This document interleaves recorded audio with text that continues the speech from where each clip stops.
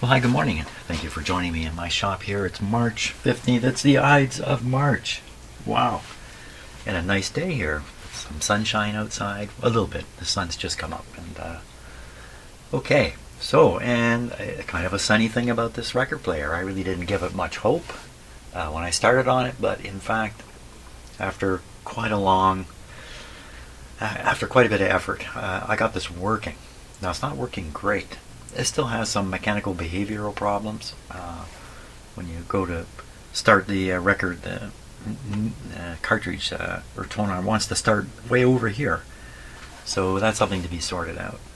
And the quality of the sound was very poor. I think there's a good chance the needle is worn out. So we'll take a look at the needle and see what condition it's in. Otherwise, it's just a little more lubrication, I think, underneath. Probably to solve this problem here. It's probably just a lubrication issue in the record player. So that's the goal, to make this work a little better and identify if there's more things that can be done to it. Probably isn't really. Not much you can do about the sound quality of one of these guys other than put a new needle on it or replace the cartridge entirely. Which is not where we're going with this. So this is never going to be a great record player. It's never going to make it. The other thing we need to check into are the speakers that were mounted in the back of the cabinet. And these speakers are just kind of out in the open, and they look to be in rough shape. But how they look and how they sound could be two different things. So we need to go and test the speakers also and find out if they're good. If they're not, I've got some speakers that can certainly go in there. Okay, but first I'm going to stop already and drink some coffee. Okay, I think the first thing we'll do is take a look at the needle. So there's a bunch of needles there. Now, more and more highfalutin word, the stylus, if you want to call it that. Okay, some record players you can lift the tone arm all the way up. Others you can't. This one you can. You can lift it all the way up. And there's the needle out of sight. So these are made to be replaced, so they're made to come out and go in. So what you do is you put the lever this way so you can get a good grip on it. And then the clip part is this metal here. It's just a sprung. So you just kind of pull against it a little bit, and out it comes. Here it is. Okay, let's look at it under the microscope, because it's the only way you can get a good look at these things is under a powerful magnifier. And a handheld magnifier would get you mostly there. So to make this stand up, I want a little bit of tape here.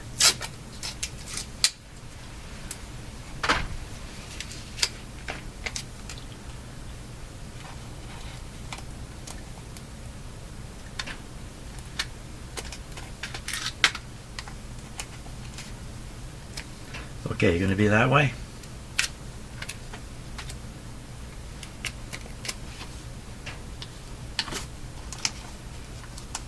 The microscope I'm using is it's just a little electronic microscope. You can buy these real cheap. This is cheap. This is from an old real microscope that was shot, and so I just kind of combined the two to get a, so I could do the up and down thing. But this is not by any means some kind of specialized anything. Okay, we're going to put I'm going to put it like this. Now, part of the difficulty here in looking at it is this arm is sticking up. Well, you can't see anything there. It's just too bright. Let me just back down the light. So all I've done is just kind of stuck it like that on the tape. And the idea is to have the needle pushing, pointing sideways so we get a good look at it. Problem is, with doing this piece is sticking up, and it limits how far down I can bring the microscope. But let's take a look here and see. Put the light back on. Okay, what do we see? Here we go. We don't see much of anything to start with. Okay, let me position this. Okay, there's the arm.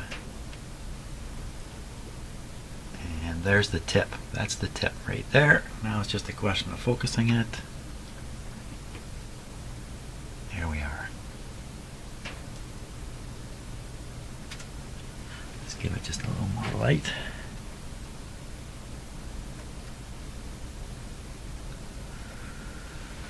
Okay, now that's either the 78 or it's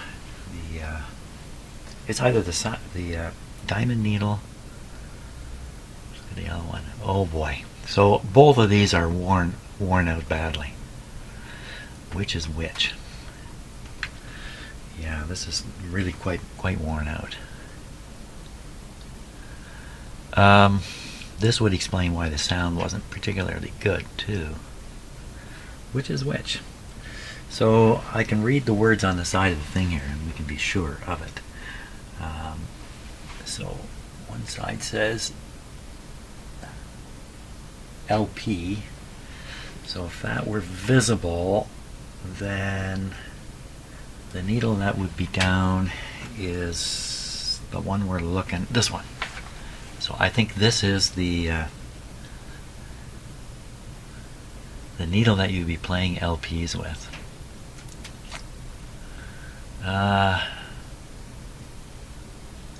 We need to look straight down at it. I also need to clean it up. There's a lot of debris on it. It's got a bit of a point to it. The question is it worn off on the sides? So these needles are dragging in a groove. So here's the groove, and here's the needle, and it's dragging along in the groove. And so the needle sides are touching the grooves. It doesn't ride in the bottom. It doesn't ride the bottom. It rides along. The bottom of the needle may not be touching down in the bottom of the groove. It may be just riding along like this. The wear and tear is on the sides of the needle, not on the point. By the time the point is wearing down, you've worn the sides in, and now the whole thing is going down. So you look for wear by looking for flat spots on the side of the needle that's going in the groove. The only way to do that I know is either really good images like this, or you look straight down on it. So I'm going to change the angle here, and we're going to take a look at it straight on and see if we can spot those flat spots. Where to go? Where to go? Just a sec, here it comes. There it is. Okay, let's put some more light on it. And get the focus happening here. Okay, so now, do you see the white flashes of light right on the point? So those are indicating a flat spot, but it's not indicating a flat spot where I would expect it. The flat spot's going to reflect a flat light, and they normally, these things are round and conically shaped, so the reflection is just a line usually, or a tiny point, not such a bright point like that. I could increase the magnification, be a bit of a challenge. Now the next way to do this technique, and I need a light, I need a little flashlight to do this. Where's my flashlight? The next technique is to swing a light, like turn off the lights that are on right now, and with a light in my hand, swing it around the needle, trying to flash light off a flat spot. And what I'm actually doing is I'm looking all over the place for my little flashlight, which appears to have just gone away. Okay, I'm going to have to get a better flashlight going here.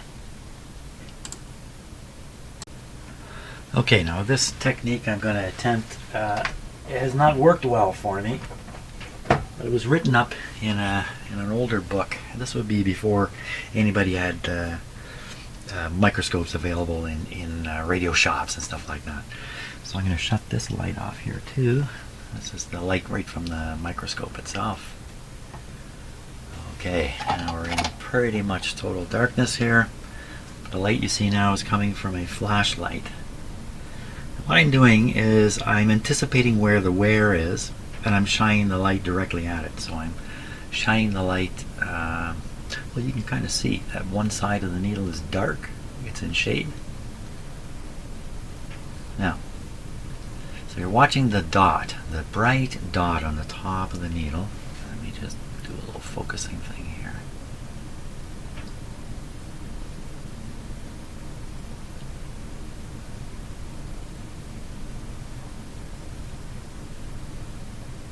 Okay, now I'm going to rotate this light around.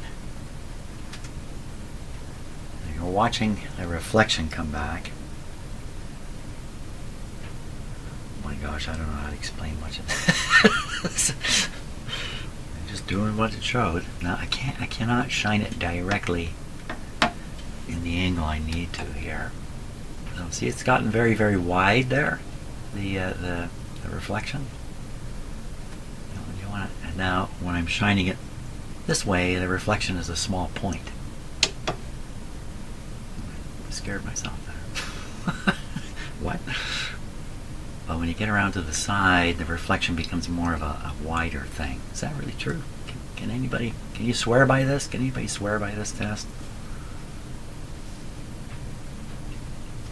See, if it's a nice rounded surface, then the reflection is always a round point, not some weirdly shaped thing like that. I don't know. I don't know if I trust that. I don't know if I can find my way in the dark here. I cannot find my way in the dark. There. So, can we conclude anything about that? Oh, for crying out loud. I need the flashlight here. I'm in the dark. Oh, I see why. Okay. There we go. That's better. Once again, I can see. Oh, you can't. Now you can. Can we conclude anything yet? I don't think so. I don't think I've gotten a good look at that needle yet. And one of the reasons I keep a bunch of other ones is for comparison. We're going to try that. Now, how do I know I'm pulling out a good one from my little collection? I actually don't know that for sure. I think this one's brand new. So we're going to put this one here.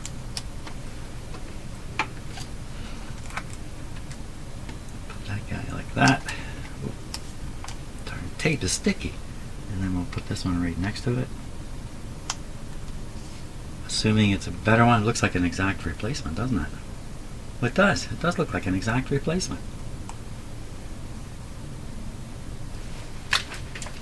So we're looking at things like the shape of the back here that goes under the clip, the length of the cantilever arm coming out. Yeah, you know what? That's a replacement. Maybe we're good. That's good. Let's go. Okay, put a little light on there. And what I love about this is not that part. It's this part here. I can move this like this. This is what the whole advantage of having that microscope is that. Okay, so now let's get one under here. It should be showing up. There it is. This is the original one.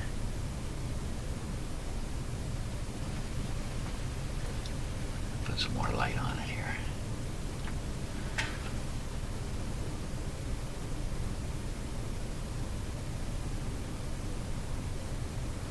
You gotta wonder what all that funny colored stuff is that's on there. It looks like what would that be? All colored like that. Red and green.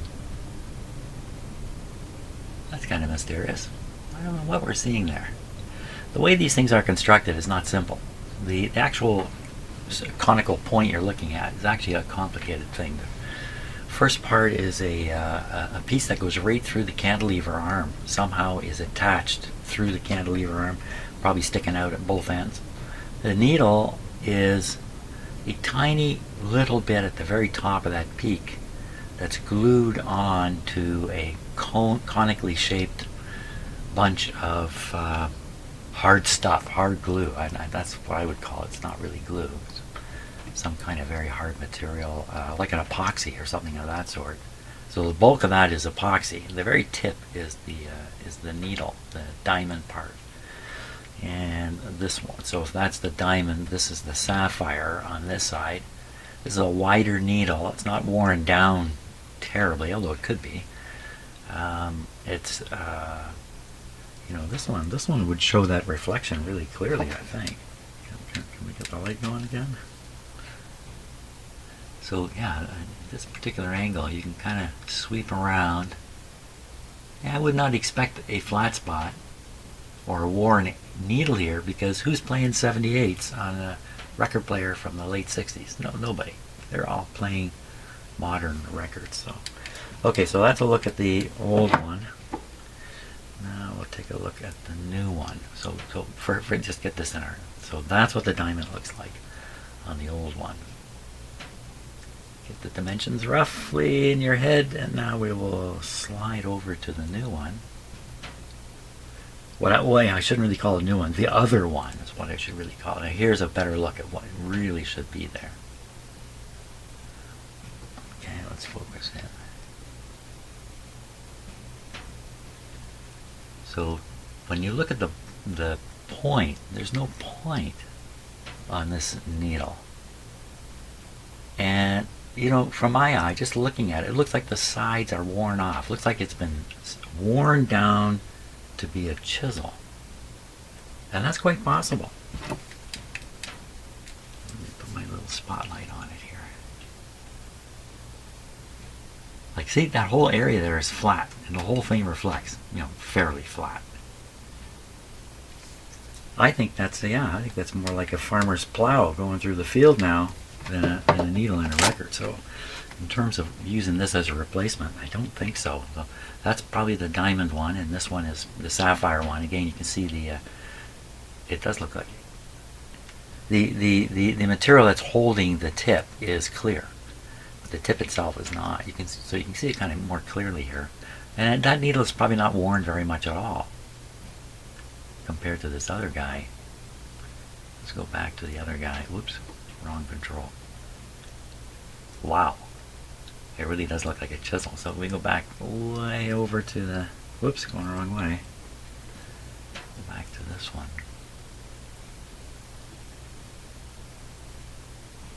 It kind of goes without saying, if you're going to actually play lots of records on a record player like this, you might as well buy a new needle. They're very cheap and easily obtainable.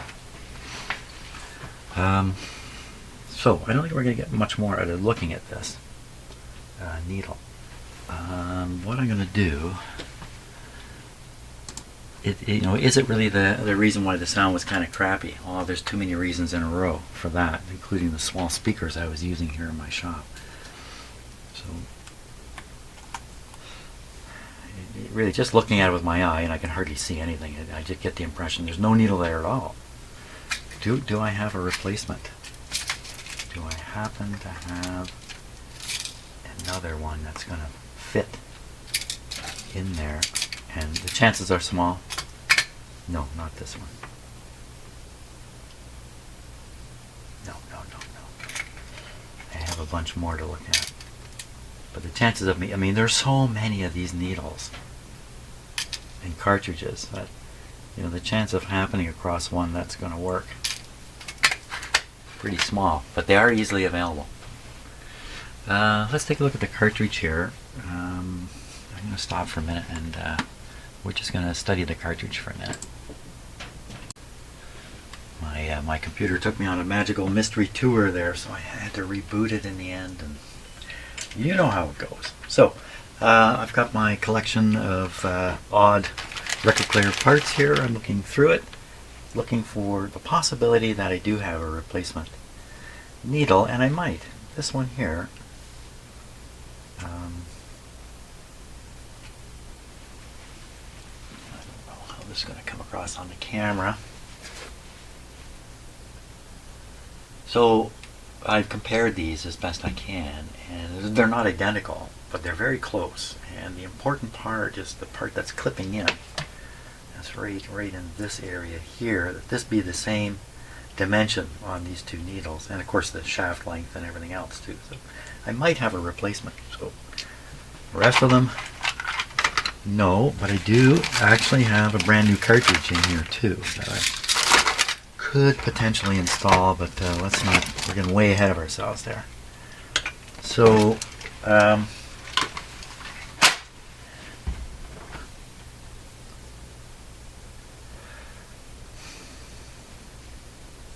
well, let's see. Let's see if we can put that other needle in there, and that'll settle that.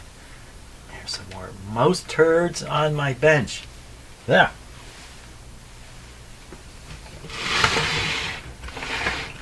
Mouse turds have come out of the things I'm working on, man. I don't have mice. My house has cats. It has a cat.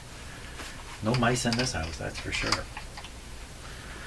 Okay, so what I wanted to show here was how this clips in and out of the tone arm.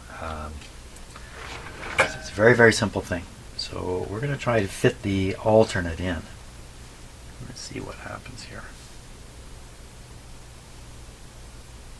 This looks brand new. Just looking at this, I can see enough of it. I think this is brand new. I mean, it came out of a package, so will this go in? And there's no way to know for sure that this is the right needle anyway. The original one, not necessarily the right needle. Probably is. But how can you be absolutely sure? So the idea is to kind of snap this in underneath this metal piece here, which is actually a spring. But there it is. I did get it in.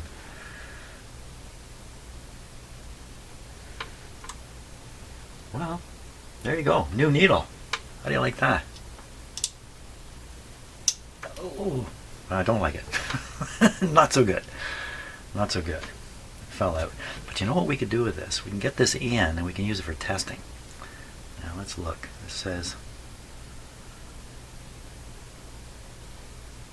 says, what does that say? It's so small.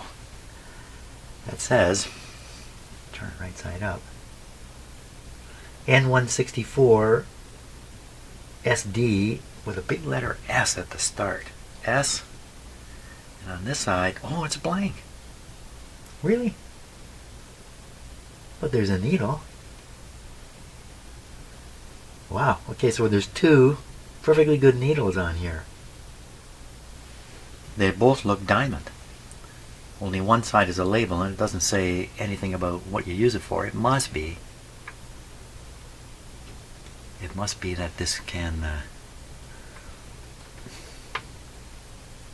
do it. Come on, I'm going to break it. Yeah, you can break these putting them in.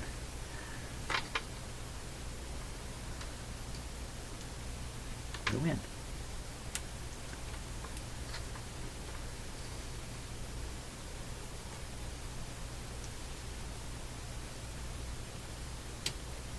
There we are. Okay, it's in. I'm going to flip it and watch it carefully. Last time it just crawled right out. Oh. Last time it did that. Wow, I almost lost it. It went flying right across. Okay, so we want to put it in. You know, either needle's going to do it, I think. Put it in again. No, you know what? I don't think this is going to stay in. I think it's going to, as long as nobody touches it. Don't anybody touch that.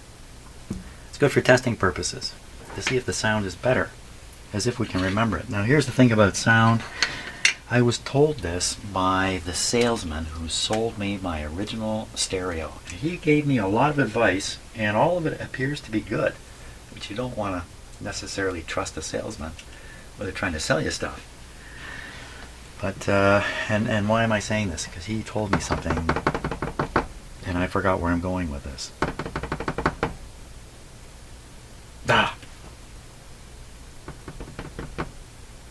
I can't remember what I was going to say. Oh well. If it's really important, it'll come back to me. So, oh yeah, I know what he told me. He said you've got a 7-second sound memory. Which means if you want to compare two sounds, you better hear them both within 7 seconds of each other, or you won't be able to make the comparison. 7 seconds, 8, 5, I don't know. But we don't have a sound memory that's very good. So he said when you're in a stereo store and you're listening to different speakers and that, it's very hard for you to really appreciate what's going on. Plus, my own opinion, there's a million other factors, not a million, but a whole bunch of other important factors about listening to speakers in a room that, you know, I don't want to tell you. Move speakers from room to room, they sound different in different rooms. You can't escape it. I won't go into that any further because we really want to play this thing now and hear it on my crummy little shop speakers. Then we're going to look at the speakers that have come with this. Don't lose this. I'll put this in a special spot. Okay, it's in a special spot now, so I'm guaranteed to lose it. Okay, any reason why we wouldn't turn this on? Is there anything going on? See, the record is down now. We'll try playing it with it down. No, we won't. We'll exercise the mechanism. Exercise the mechanism at every opportunity. Okay,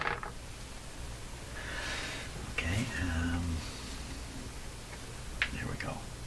Everything looks safe.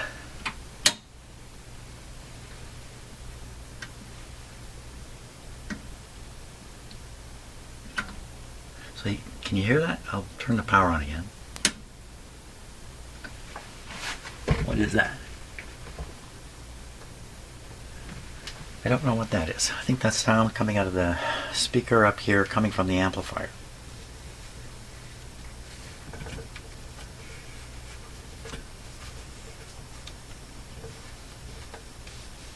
Yeah, I don't know. Okay, here we go. Come on, baby, play.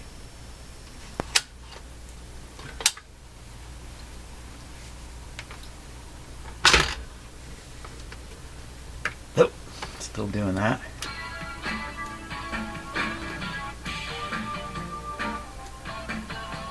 I'd say this sounds a lot better.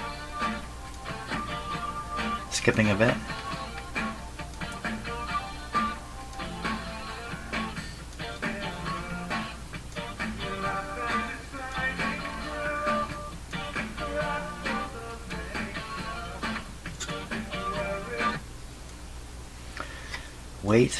Weight feels very appropriate. The weight is controlled by a spring here. It's just a spring. So you can increase it or reduce it if you care to. But it feels pretty good to me.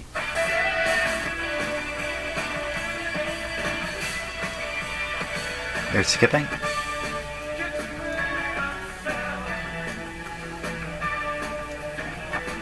This is skipping inward.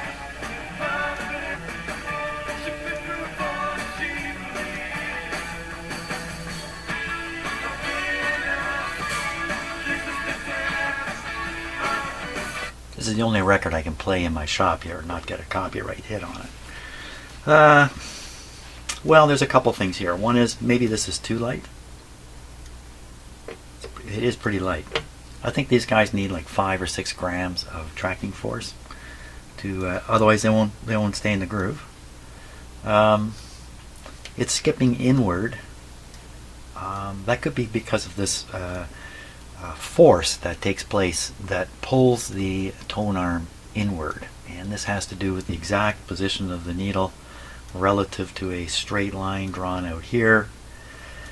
If you're kind of on the other side of that line, then in fact the needle is around the curve and it's being pulled. There's a force pulling it inwards because it's over here. Like you can imagine if the needle were over here, there'd be a force pulling it inwards.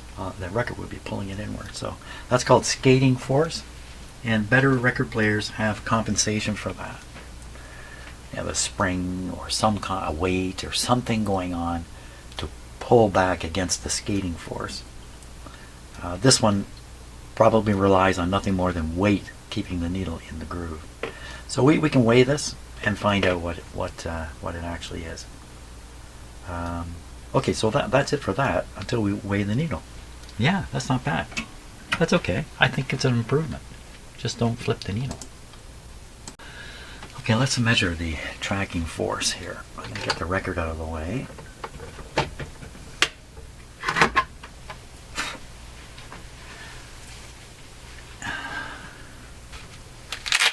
This is a scale made for doing exactly what I'm going to do here.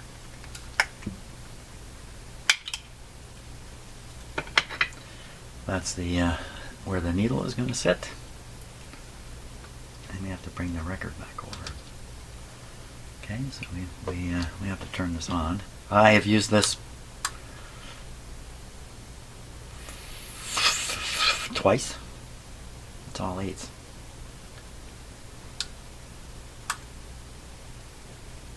There we are. Okay, so I think it's trying to 0 and I'm moving it around. So is there a tear? There's a T button here which probably zeroes it. So I'm going to push the T button. It's zeroed. So, okay, now we're going to weigh this cartridge, and I'm just kind of going by my own memory about these things. You know, a very, very good modern cartridge. We're talking 2 and 3 grams of tracking force, even less, I think, in some. But on these guys, it's got to be up around 6, I think. But we'll check into it. 4. So it's a little low. I really, you know, this is more what you would track a high quality cartridge at. And this is not a high quality cartridge. So what we can do, we'll adjust the spring on the back here. And what do we want to do with it? Oh, look. So there's actually a screw adjustment here. So this is a more precision. A lot of these, well, okay, so there's a screw adjustment right here, right at the front. Very interesting. And a lot of these, the spring is just in a series of holes. You know, you stretch it. It's really rough. But this has actually got some precision to it. So let's take advantage of it. We're going to want to slack the spring off a little bit. Slack the spring off. Which way would that be? I think my screwdriver's too big. This way. The spring is pulling it up. It's reducing its weight. So as we reduce the spring force,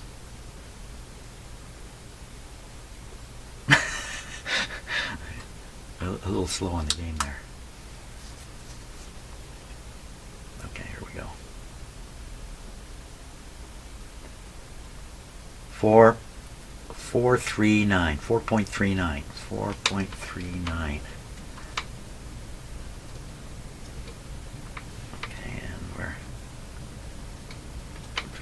Reduce the force here. I'm increasing it. Duh.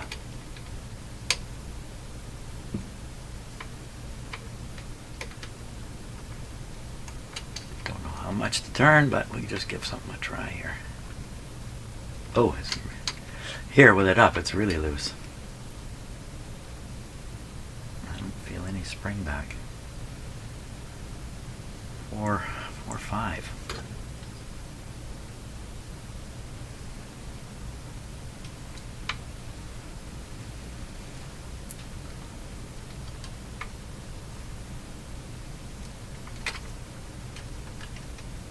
I guess another way is to add some weight to it. We can add weight to this thing. We don't know that this is the original cartridge, but I'm pretty sure it is. If it's a replacement, it looks like an exactly correct replacement, but it's probably the original cartridge. I barely got it up here. Is that because the spring is already doing nothing?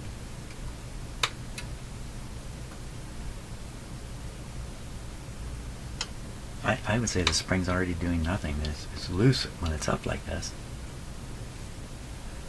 Not much left of this adjustment. We'll have to add some weight to it, I think. But first I better read up and just find out what kind of weight these things are supposed to have. Ooh, got up to 5 now. Full. What?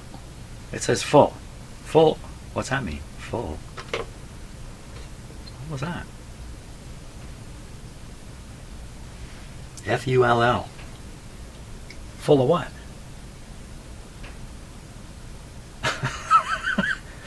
My scale says it's full. I can understand if it's a gas tank. Where's the full word come from? You know what? It might have been telling me I'm not dead center. Oh, it says full again. It there a little booklet with this thing? Maybe there's a little booklet. No booklet. Yeah, I don't know. But anyway, we got the measurement. I think we need more weight. So we can do some temporary and some experimental stuff too. Let's get a weight out. What do you got? You got all kinds of stuff. We're talking about putting something just on top like that for now, just for experiment. So if I put a dime on top of there, this is a Canadian dime. Now we're going to push it up. Full. What the heck does full mean?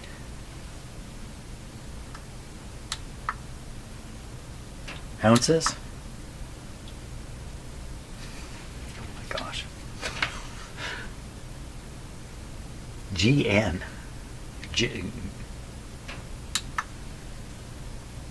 CT. TL. What are all these things? OZ. Ounces. T. G. Okay, we're up on the G, which has got to be grams. Okay, let's try it again. Are you gonna... Full!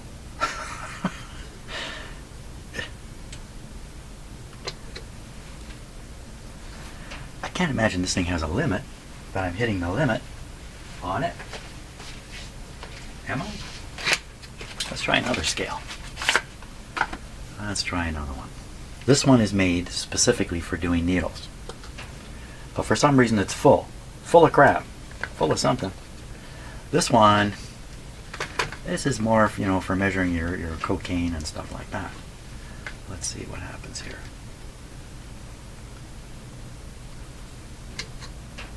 It's very interesting to compare them too and see, you know, are they full of crap? What's going on? Units were in grams. It's about almost exactly the same reading. The last one was 507, I think, from the other. What happens if we add a dime? It doesn't say full. It says 6. That's really kind of where we're heading with this, I think. But 6, it's not likely to skip.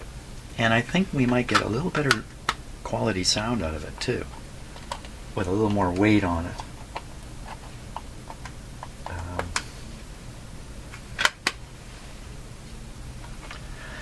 Okay, put away the scales. And what did I just say? We would... I'm going to have to test a record, really, to find out what's going on. But I'd be really surprised if it's going to skip at that dime on the top. What I can do on a more permanent basis is put some weight similar to a dime and stick it up underneath the tone arm here somewhere. You know, a nut, something like that.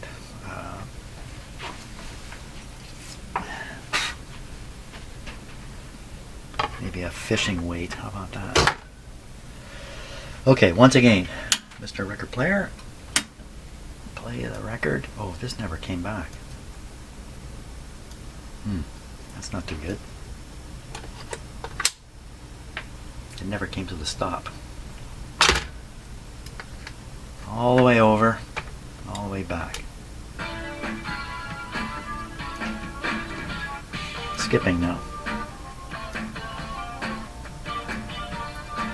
I don't hear any. The skating force varies across the record, which makes it complicated to compensate it.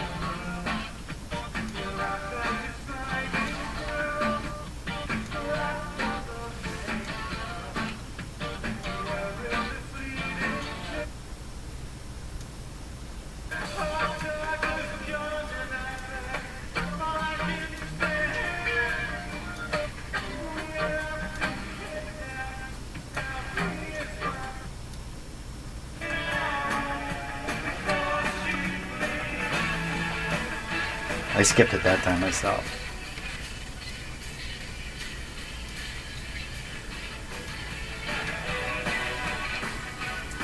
Left channel. Right channel. Sound very different, don't they? That's better. Oh, it's dirty controls. Yeah, so the treble control here is like defaulting to no treble because of dirt in the control. So we clean that up. This is going to sound better. And this must be the bass. And it's the same boat. Okay, that's the next objective. Let's use the machine.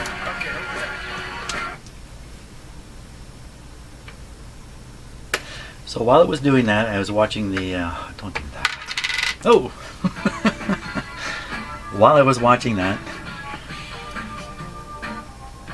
it should have stopped, and it didn't.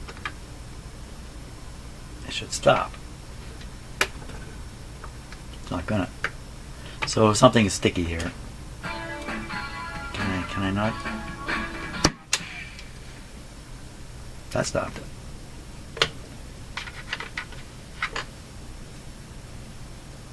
What do you charge for this part? Yeah, so you may not be from Canada. So here's a Canadian dime. That's a famous racing boat whose name I can't think of right now. That's a sailing boat. Famous from a long time ago now. On the other side is the Queen. Yeah, she's still on there. So this is an older. Today, if they minted one of these, it'd have the King's head on it. Okay. And as a Canadian, how much allegiance do I feel to the royal family of Britain? Zero. Zero. Zero. Yes, officially, legally, King of Canada is his title. But we don't walk around here thinking there's a king in control, that's for sure. So, power off. And what did I say I was going to do? Clean those controls. Okay, let's get around to doing that. Okay, let's see what we're up against here. So the controls are right here. And I want to spray a little cleaner into them. And I need to find a porthole, a gap, someplace. Now typically, the place you look for is where the terminals come out of the housing here. And in this case, they're all aimed to the circuit board. They're all aimed that way. I can't really get in there with it, with the fluid. So I have to look for some other gap in here that I can literally blast cleaner in. Now, right in the top there, I don't know if you can see it, but there's a little plastic piece sticking up, and that's probably the rotating shaft sticking through. That's probably where it's getting its bearing or support right there. It's probably a spot right there. I could blast in, but it would be a tiny amount that would go in. How else am I going to get cleaner into these guys? I got 1, 2, 3, 4, 5, 6, 7 of them to do. If I took the circuit board down, you know, yeah, just getting into more and more trouble. Doesn't expose anything. Doesn't expose anything. Yeah, it's easier said than done too, because can you see there's a screw sticking out right where my finger is? There's a screw. There's another one sticking out down here. So this piece, this metal piece here, is held by screws screwed in from the top, and then the person who did it has carpeted over top of the screws, so the screw heads are hidden from view. So to get at them, I'd have to dig. Yeah, and that's not happening. I'm not doing that.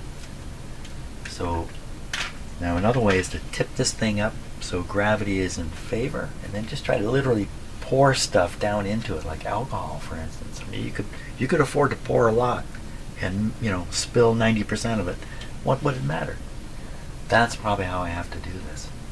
To tip the whole thing up and then somehow pipe in some alcohol in there. Once it's tipped up, it's all, I can't even see it. It'll be really hard to even see in there unless I tip it up in the sky. I hang it from the ceiling. Okay, that's enough stuff to think about while I drink some coffee. Okay, my first attempt, I don't think it's going to work out. So I've propped this up so the leads to the various controls, the terminals are pointing upwards inside here. The idea is to load this with alcohol. It's just a syringe. And now I'm going to practice with nothing. Load it with alcohol and then drip away. Just drip away in the area. Oh my gosh, I don't know. I don't know about this. There's some sneaky ways in. Here's a sneaky way in here. Ooh, that'll do it. That'll actually do the first control. Maybe I can get this one that way too. Well, what's the alternative to this? Put a little hose on the end of this thing. Somehow aim the hose in.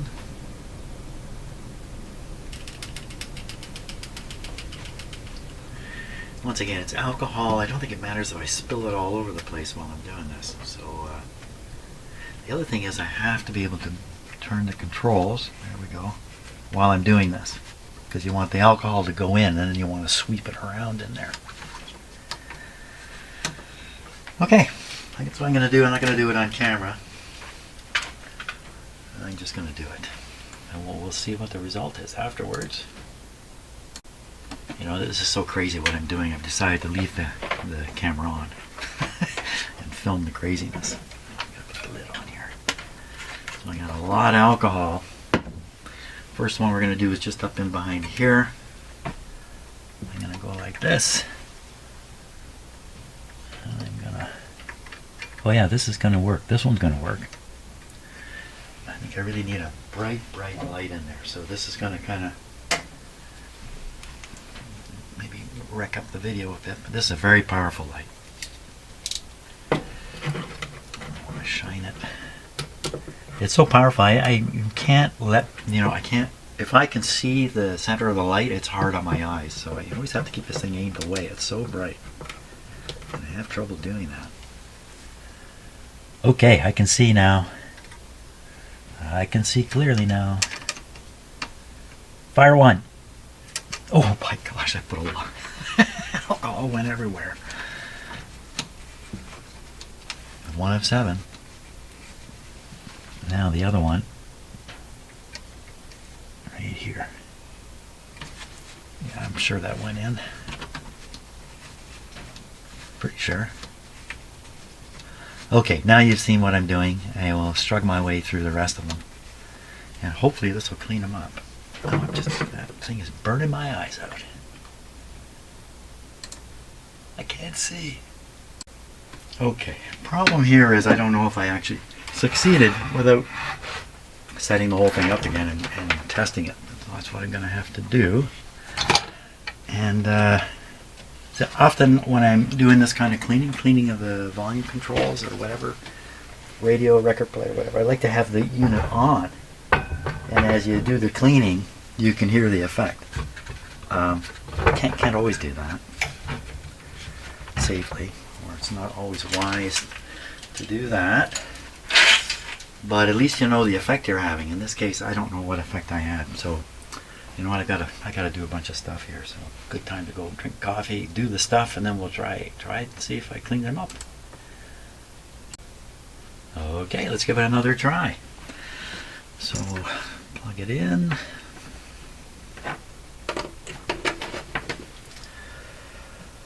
Released, ready. Everything looks okay here. Well, I don't know if I fixed it. We're going to find out. We are going to find out.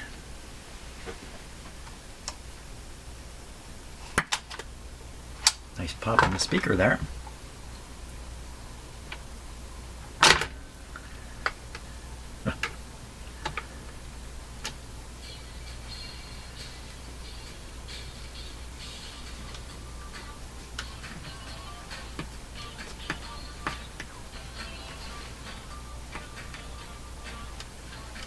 That's the end of the dirt going there. Yeah, these are working properly.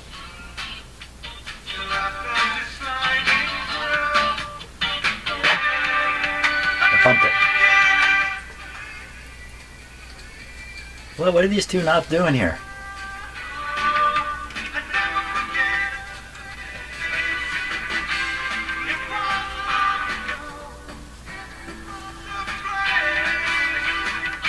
This is probably treble turned up. This would be bass turned up. treble, bass, balance.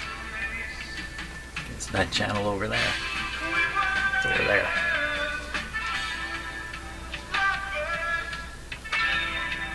The volume is full though, that's the problem. This is all she got. Oh, a little more.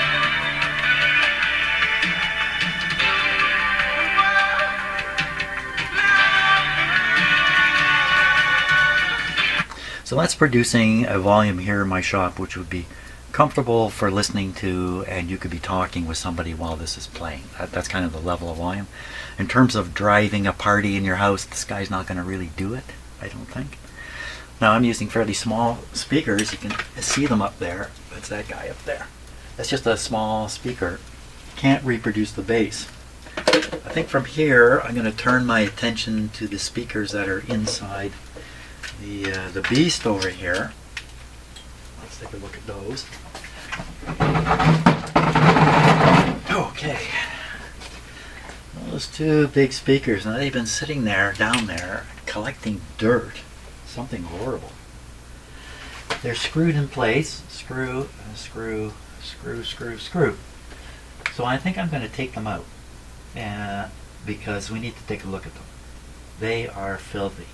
These are, like, this is just, they're filthy. Plus, when speakers are in the open like that, they're not in a box or in a cabinet or something like that. They don't work very well. They're not going to produce very much bass like that. Okay, so that's what I'm going to do. I'm going to clear the deck here, move those speakers up here. We can actually run them right off this guy to test it. So off. There we go. Good, I'll get all that set up. Okay, there they are.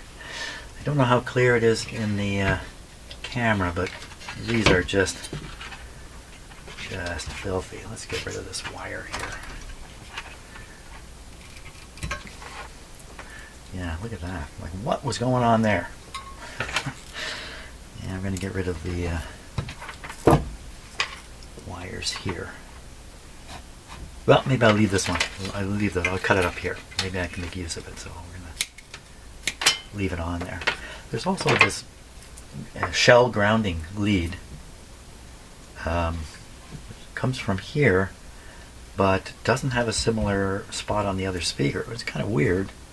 Why would you worry about grounding the frame on one speaker but not the other?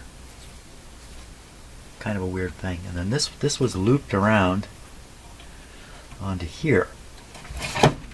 So it was actually attaching one of the feed wires, the sound wires, to the frame.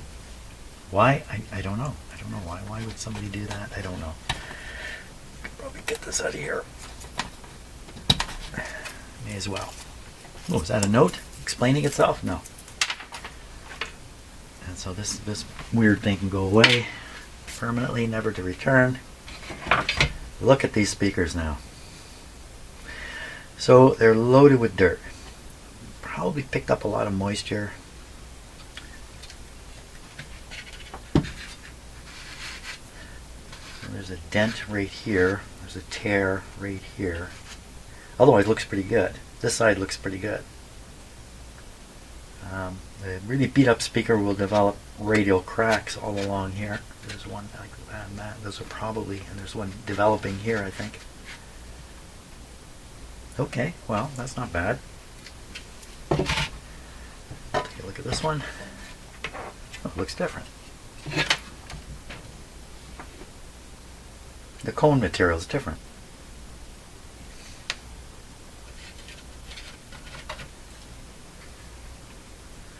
Look like exactly the same speaker. Hey, look at this. Look what this guy's trying to do. He's trying to steal the nut off my bench. Well, I got him. Didn't let him do that. So we can look up right up in here too and see how much dirt is piled up right in the right inside it there. How do you get the dirt out of there? A combination of sucking and blowing. A combination. What if we don't get the dirt out of there? Probably, you know, the dirt is probably not having any direct impact on the speaker. It just doesn't look nice to human beings. So, come on, hold still. Hold still there. Just get my air hose here. Oh, I gotta set up the vacuum too, because I really need to, I'm going to use a small vacuum here. Let me go get it. Oh, come on. Come on, mouse. Okay, here we go. Let me turn on my pump down here.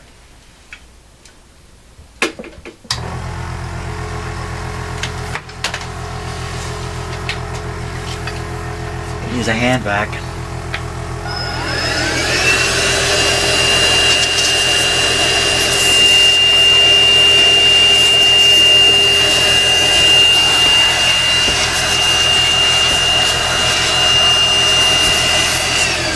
Oops.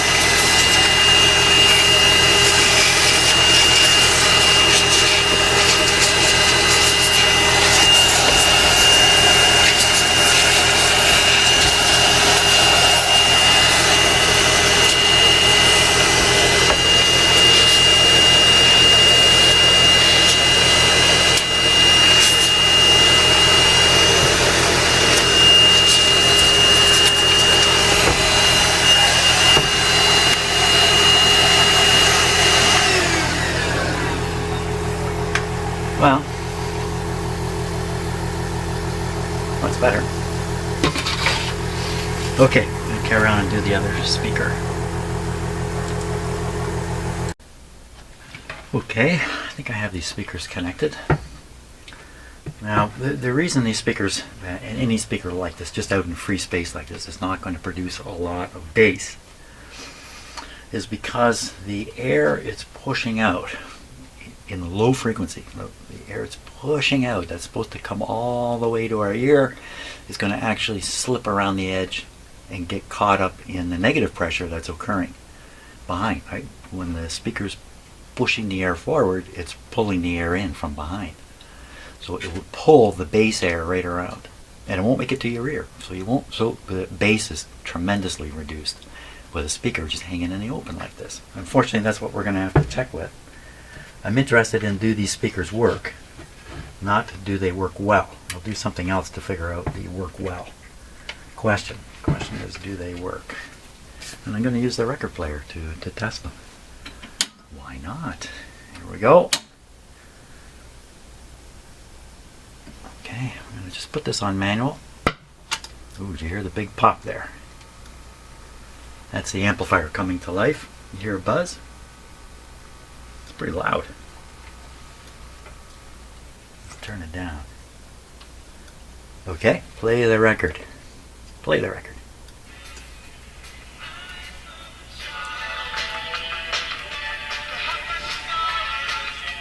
Nothing from here.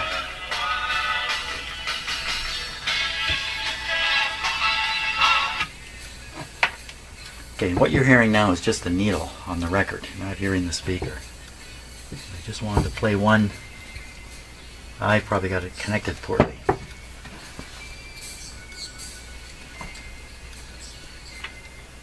Or I have the balance way off. Or the speaker doesn't work. Ooh, don't bang the needle. This was over all the way. That's in the middle. That's in the middle.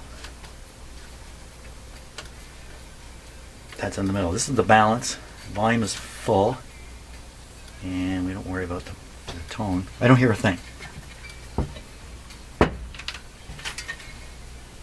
Nothing whatsoever. Could be clip leads. Well, can definitely be a clip lead now. So we're going to just transfer these clip leads to the other speaker. Although my whole process has gone down the drain because this one came off.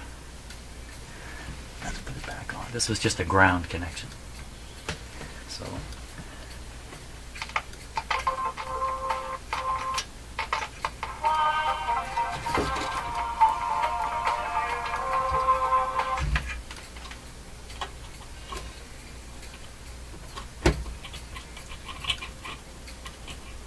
nobody home?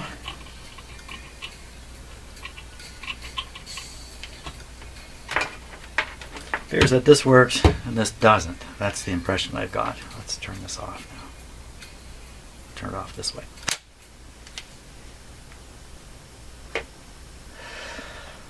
Okay, we need to do a little further testing on this speaker. So a very, very crude test that can be made. I like crude. Okay, we're gonna assume these wires are soldered up properly. They look perfect. What if you stick a battery on there? You're gonna blow the daylights out of the speaker.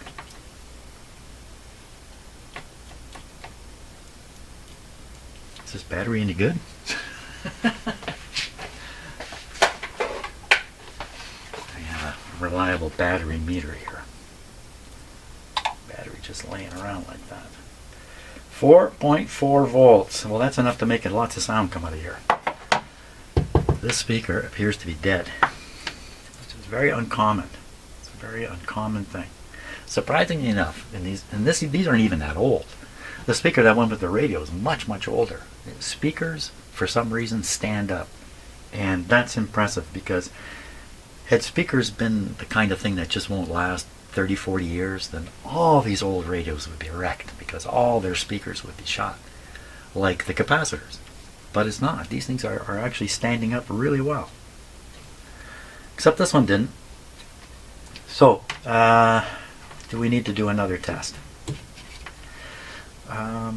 Because if I'm going to replace one, I'm going to replace both.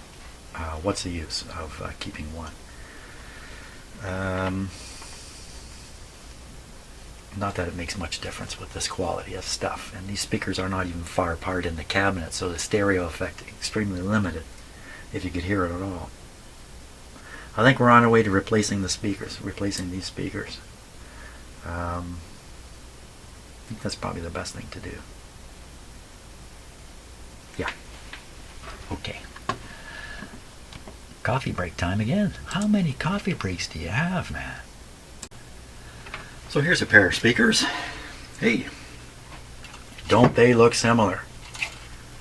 Same shape and alike, and these are in great condition. So, okay, we're going to try these on the, it's just for interest's sake. You see how I store them? I just bolt them, kind of twist tie them together so the cones are protected. Okay, out with the old, in with the new. Time for a baffling conversation about speakers. So I've mentioned, oh look at they got a little cone thing in them. Isn't that lovely? I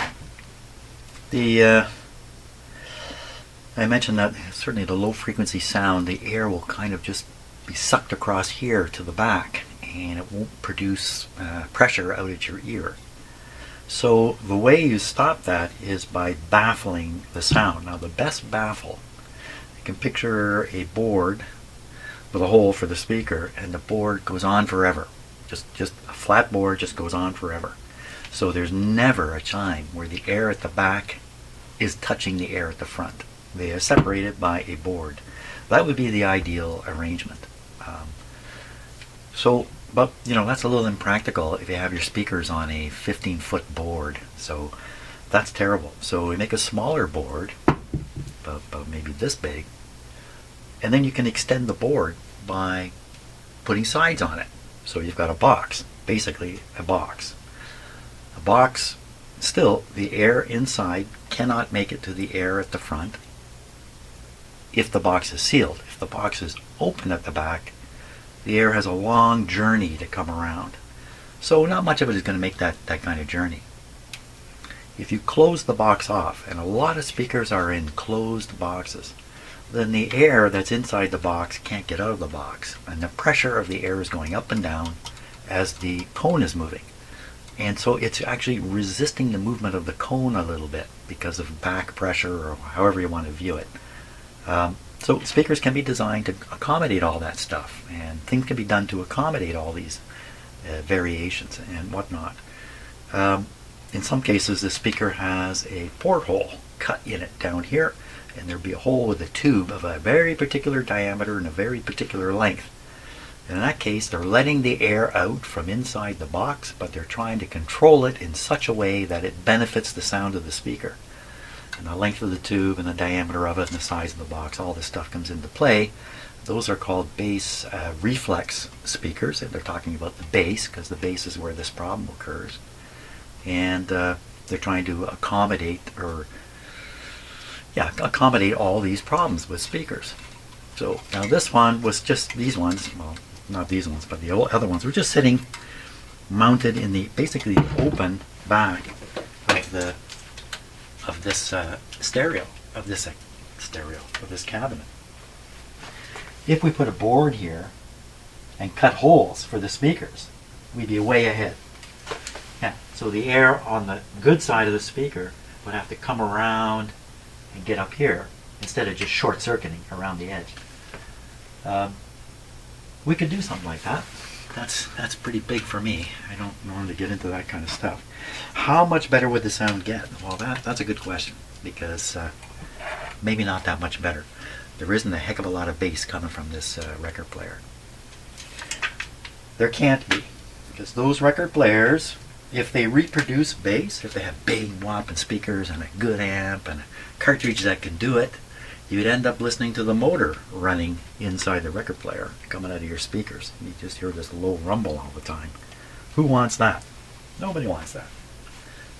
Okay, so we're going to test these speakers now and make sure they work. I'd be really kind of floored if they didn't. In very good shape. So speakers have some kind of material here. Often this can be foam, but in this case it's just cardboard basically, or pressed paper or something like that. And the idea is this is the air seal against the board that you're bolting this up against, the baffle board, if you want to call it that. And this is meant to be airtight through here. That's the idea. Okay. Airtight. Right, so we're taking our clip leads here. This is one channel. This is the ground. I think I just heard my phone ding in the background. Okay, these wires that are hanging here, they don't really matter. Now let's get rid of this. So this is one lead for this speaker, and the other lead. Now there's also another effect here, and that is making sure that the speaker cones are going like this and not doing this. So if you reverse the wires on one speaker, you get this happening. It has a very weird effect. When you listen to a stereo with the speakers not wired right when they're reversed, you kind of hear the sound out of both speakers all the time. If you listen to it, that doesn't sound right. It doesn't sound right. You won't hear anything in the middle. You just hear it out of the side speakers. Anyway, it's subtle. It's a subtle thing. And the bass is reduced because of doing that to some degree. Do I really know what I'm talking about? I don't know. I don't know. I assume you take everything I say with a grain of salt and go do your own experiments. That's where the fun is anyway. Find it out for yourself. Okay, we're ready to try this again and see what we get. Here we go. Plug it in. Oh my gosh, I left the power on all that time. Not that it really matters. Okay, we're going on manual. Oh boy. Don't leave the volume all the way up when you're doing that. That'd be my instructions. A lot of volume there. Let's see what we get.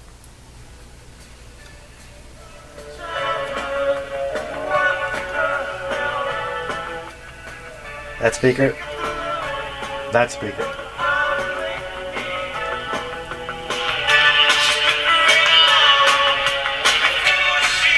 Ooh. shrill. Did you hear the cymbals?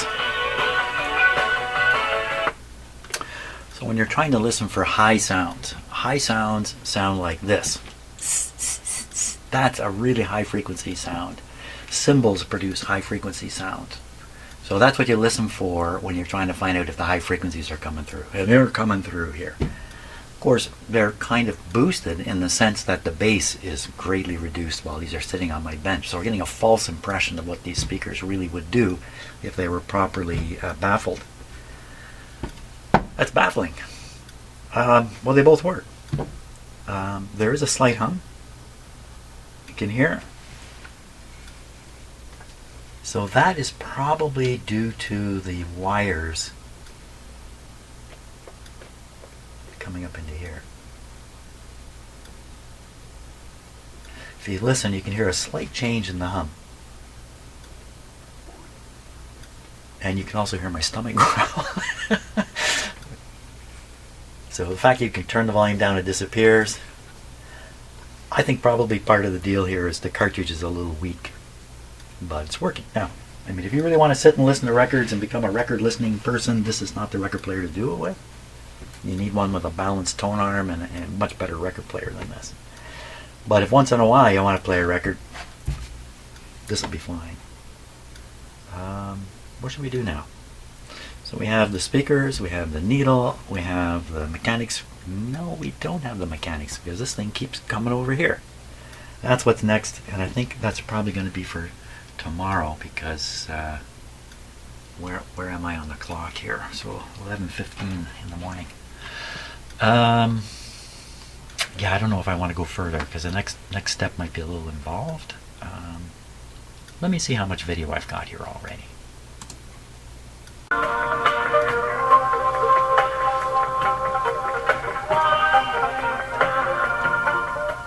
So I just adjusted the bass and treble here off camera, and I got a pretty good result out of these speakers. So I think I want to find out what this record player will really do if it had some excellent speakers connected. And then we'll know what the limit is of how far we can get in terms of sound quality. So I'm going to bring in a couple of Whopper speakers here.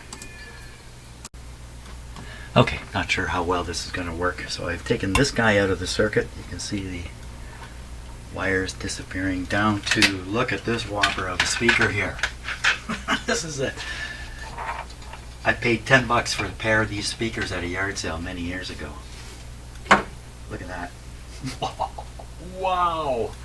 Yeah, it's a whopper. Techniques of speakers. $10. I couldn't believe it. These are the speakers I listen to all the time when I'm watching TV. They are good. So we can trust that these speakers can produce super low sounds and the treble is just fine. These are great. These are good speakers here.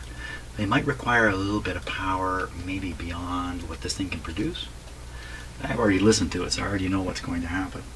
So I'm here in my shop. This is not the best place to do any of this, but I'm going to give some idea of what the ultimate range is for the record player. So we'll put on a record here, and let me okay, so only this speaker is operating right now.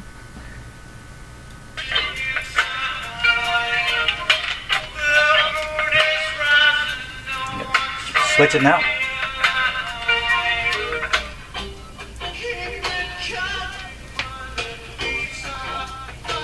So what I'm listening for, the highs and the lows.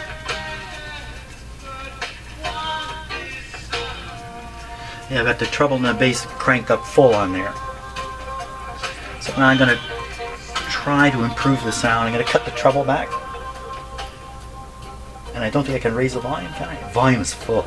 There's just nothing more to it.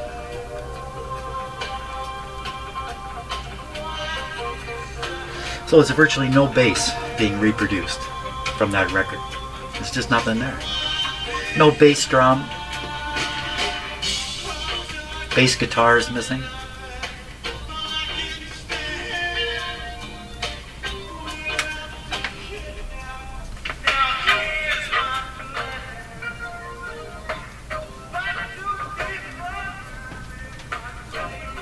I think that sounds better, actually.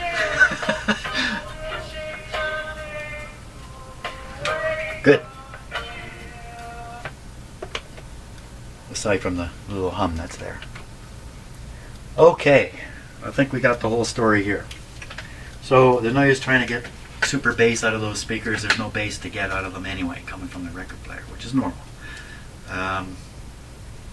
Often the record players with this kind of record, the actual record changer in them, the speakers are often only this big. They're just little speakers. And I don't know that those original ones, which were similar in size to this, were actually from the original record player. Probably were though. Okay, I think we're going to call it there for today. And tomorrow I've got to deal with the mechanism here. Even though you can definitely play records using the manual operation, the automatic one is fun to watch. So it could be a couple of minutes of poking around and I'll get that working too. Great. So tomorrow will probably be the last day with everything, because I still have the radio to deal with the phono input on the radio, because the phono input on the radio may be useful for Bluetooth and stuff. This guy too, but I haven't spotted anywhere you can attach another alternate input. I really haven't looked. There's no switch up here to switch from phono to tape to whatever. It's just a record player. So that's. And what are you benefiting from? Benefiting, what would you get? Well, you wouldn't get anything much better out of this guy. I think. Speak English, please. I think you do better Bluetoothing through the old radio and the old speaker. Okay, that's it for today. Thanks a lot for watching, and have a great day. See ya.